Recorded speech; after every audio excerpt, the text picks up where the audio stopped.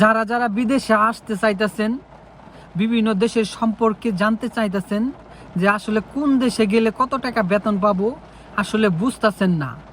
যেহেতু আপনি নতুন একটা দেশে যাবেন, সেহেতু প্রথমে কিন্তু বোঝা যায় না যে আমি কোন দেশে গেলে কত টাকা বেতন পাবো, এটা কিন্তু খোলাসাভাবে কেউ বলতে চায় না।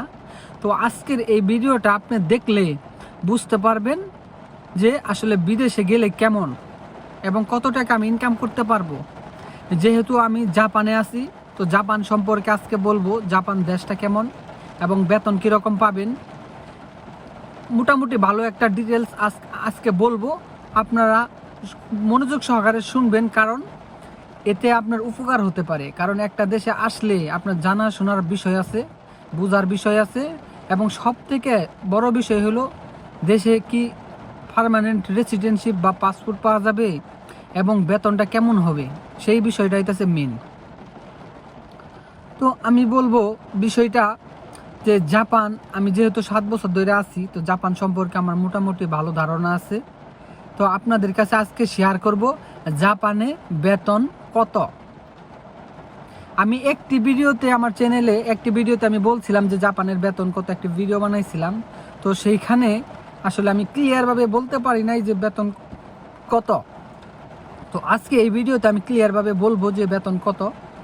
তো তার বেতন কত এই বিষয়টার আগে আমাদের মাথায় আসা লাগবে যে কোন সেক্টরে বেতন কত, কোন সেক্টরে আমি কাজের জন্য আগ্রহী, আমি কোন সেক্টরে কাজ করতে পারবো আমার জন্য পারফেক্ট, এবং সেই সেক্টরের বেতন কত।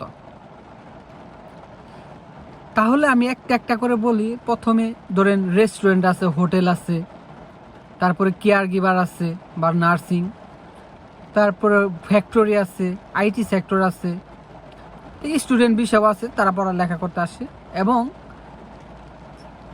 কনস্ট্রাকশন আছে। তো আপনি কোন বিষয়ে পারদর্শী এবং কোন বিষয়ে আসতে চান, তো সেইটা হইতেছে মেন বিষয়। আপনি কমেন্ট করে জানাবেন। সেই বিষয়ে আমার বিভিন্ন ধরনের ভিডিও আছে, চ্যানেলে দেখে আসবেন, এবং যদি না পান কোনো ধরনের ভিডিও আপনার মতামতের অনুযায়ী, তো সেক্ষেত্রে আপনি কমেন্ট করবেন, আমি জানিয়ে দিব, পরবর্তী ভিডিও বানিয়ে দিব, এবং খুব সুন্দর করে ডিটেলস বলবো যে কত টাকা বেতন পাবেন এবং কী সুযোগ সুবিধা আছে। তো আজকে বলবো, যেহেতু জাপানে বেতন কত বলেছি, তো সেক্ষেত্রে আমার সেক্টরগুলো প্রথমে সিলেক্ট করার লাগবো, মানে কোন কাজে। তো এইটা বিষয়টা বললাম।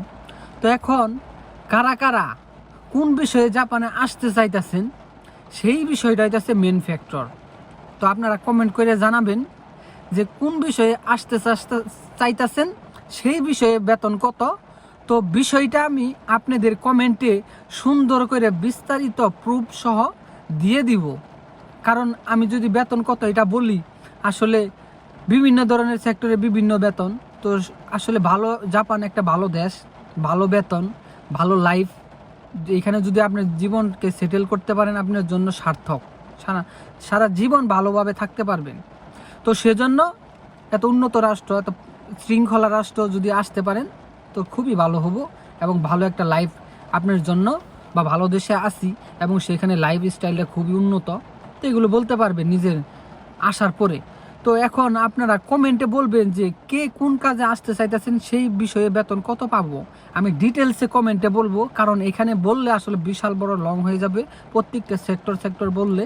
তো আপনারা কমেন্টে জানাবেন, আমি সুন্দর করে বিস্তারিত আপনাদেরকে বলার চেষ্টা করব।